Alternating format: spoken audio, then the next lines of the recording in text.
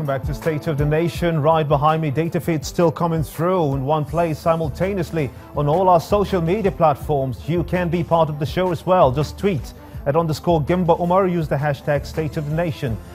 And let's get the show running in the second part. Now, getting a job in Nigeria is by all means not a walk in the park, but skilled workers and unskilled workers have continued to lament this unfortunate situation. The new government has promised this will change in line with the APC mantra. Let's get a full understanding of what this means to the government and how it affects you, the people. The Minister of Labour and Employment joins me from our Abuja studio to talk about the latest development and concerns. Dr. Chris Ngige, I want to thank you so much indeed for coming on State of the Nation. You have come up with an expatriate workers quota. Tell us, what does this mean?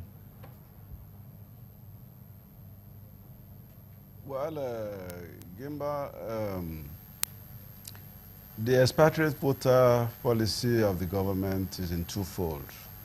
Expatriates come here, they do all sorts of jobs.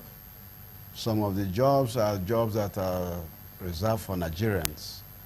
But because they want to actually make sure that they create jobs for their people, they get people to dabble into areas which are work for Nigerians. It's in the oil industry, it's in construction, it's in manufacturing. So the government have decided to actually go into this. So in the oil industry, we formed a mini summit committee, which is working now. We are looking at the jobs that are reserved for Nigerians, which have been breached by expatriates. In the construction industry, same. People have reportedly seen some foreigners driving tractors in construction sites. Some foreigners doing masonry work in construction sites. These are not jobs for foreigners. These skilled jobs, blue-collar jobs that are reserved for our people.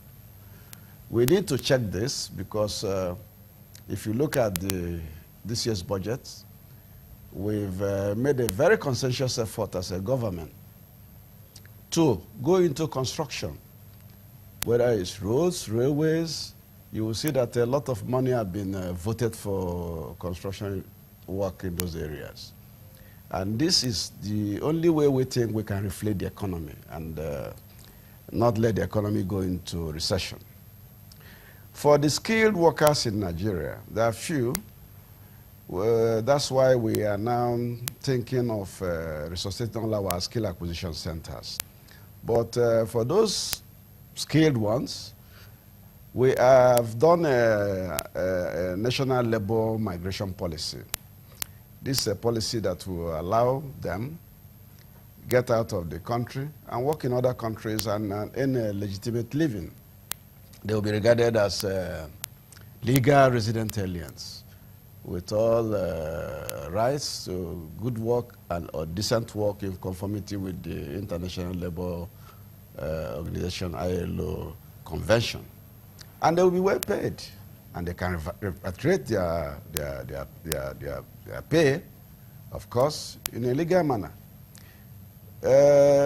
We don't want to talk about it as such, but you know that in the former times we have our doctors going to Saudi Arabia.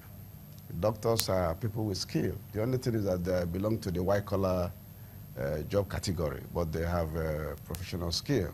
We have radiographers going. We have nurses going. Even there, as we speak, in the United States, in Britain, in Europe. So we have tried also to protect this group by entering into the IOM, which is International Organization for Labor Migration, by which we can also legitimize everybody, whether you're a skilled worker or a white-collar job worker, so that we can give you protection while outside the shores of Nigeria.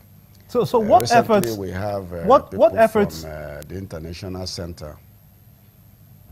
Dr. Chris Ngige, what efforts are you Gimba. making to prevent this kind of exportation of jobs from Nigeria? You rightly mentioned that nurses are moving out, doctors are moving out. The skilled bracket of the workforce is largely being depleted in Nigeria. What incentives have you put in place to hold them back? No, Gimba, we will not hold people back when they opt to do something outside and they're very professionally qualified. But I can tell you something. We have enough nurses here to service this country within. We have enough doctors to service this country here within. The medical schools and the nursing schools here have produced a lot that we have. I can tell you we have enough. At least we have about 80% of our needs here.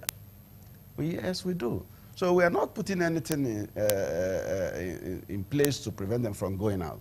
What we are trying to put in place is for them to exit out legally and come back legally too. If they have earnings there, they can repatriate their earnings officially. They also have respect in their places of work over there. So that will be in conformity with the International Labour Organization policy for all countries that you give decent job. Nigeria is a signatory to that convention. So we're not actually going to stop anybody. As you know, Dr. Chris Ngige, it's a big race by Western economies and businesses for who occupies or purchase Nigeria, if you put it that way, in its quest for development and its improved infrastructure. From China, we hear it's about $6.6 billion inflow expected. How is this expected to favor the Nigerian worker and the job seeker? Well, if you get money into construction and there are activities in construction, we will employ our people. If we have a rail line running from Lagos, passing through Ibadan, going to Kano, all the towns that rail line traverses in the construction work, the manual work, whether it is laying the gauges, whether it's digging for the gauges, whether it is even cooking for the workers there, Nigerians will do that. So you have created jobs. So this particular rail construction work, we are looking forward to it and using it to create a lot of jobs for Nigerians. Yes. Road construction, the government also put in a lot of money. Some of the money is even loan, borrowing from abroad to do that. But we need to create the jobs for Nigerians using those money. If we don't do that, our economy will go into recession, complete recession. And that will not go well for anybody. And once an economy goes into recession, to wake it up, like getting somebody out from slumber. So that is why the government of Muhammadu Buhari, and in our budget session, we tried to get at least 3.something trillion to go into capital projects. And all these capital projects will be a way of reflecting our economy, creating more jobs, jobs of all categories, starting from the low-cadre jobs and then to the higher specialized ones, which the people in the upper echelon, like engineers and others who do, architects and the rest of them all. Dr. Chris Ngige, there is we are on course. We are waiting for the budget to come out.